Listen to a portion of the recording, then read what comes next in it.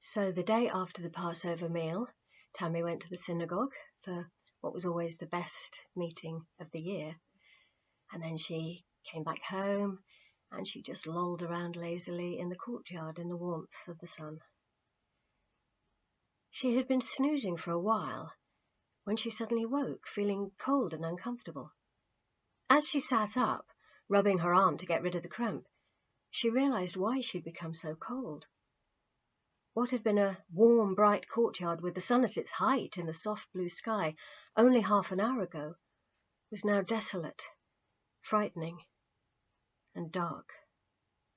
For a moment she just sat there, feeling afraid. Looking at the sky, it was as if she was unable to move. At last she stood, but was unsure what to do, where to go. She climbed the steps to the roof very cautiously and looked around. She had seen the landscape look bleak before, during a storm or at dusk in winter, but this was very different. There were no birds, no people, no animals even, except for a couple of goats tethered outside Dibbs's house, who cowered together in fear. The sky was a dark, dark grey, yet she could see no clouds, and she couldn't even tell where the sun was meant to be. The lake mirrored the gloom above it, and the slight movement of the water seemed threatening and sullen.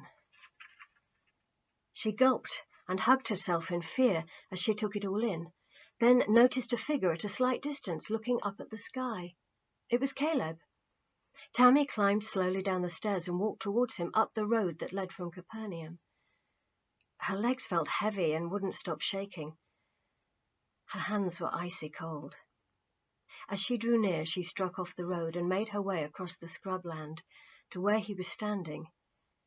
He didn't look at her, he just kept staring at that dark sky, as hard as steel. "What is it?" whispered Tammy, after they had stood like that for what seemed ages. He shook his head. "I don't know," he said simply. "I just feel as if all joy has gone out of the world." They said nothing more. Eventually Caleb broke the silence. "Better go home," he said. "You don't want to catch cold." Tammy nodded and turned back, though she knew it was more than just cold that was making her shiver.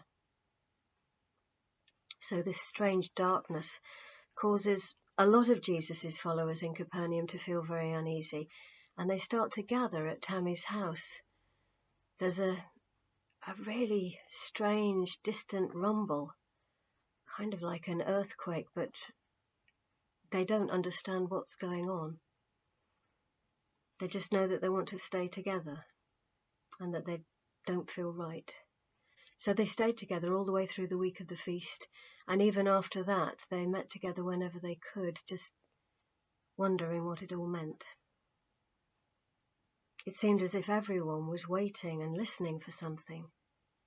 That was why, when they heard the distant footsteps running towards Capernaum one evening, they seemed so much louder than usual, and they all looked up.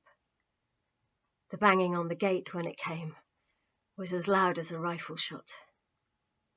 Tammy bit her lip so hard the blood ran as she watched Caleb heave the gate stiffly open. Then Daniel and Benjamin fell through and collapsed onto the floor. Everyone stared at them silently, their worst fears leaping and dancing through their heads. The young men were covered in mud and sweat. Their clothes were ripped. Benjamin had fallen to his knees, and they could see that his face was bloated with weeping and running and lack of sleep. Daniel was face down, gasping. He didn't look as if he cared if he ever got up again. Little Jakey was the bravest. He stood up, looking straight at Benjamin, and asked the question that was filling everyone's minds. "Where's my Jesus?" Daniel cried out, as if Jake had stabbed him with a knife. Benjamin curled over in a ball and clasped his arms round his head. Deep inside, every one of them knew that Jesus was dead.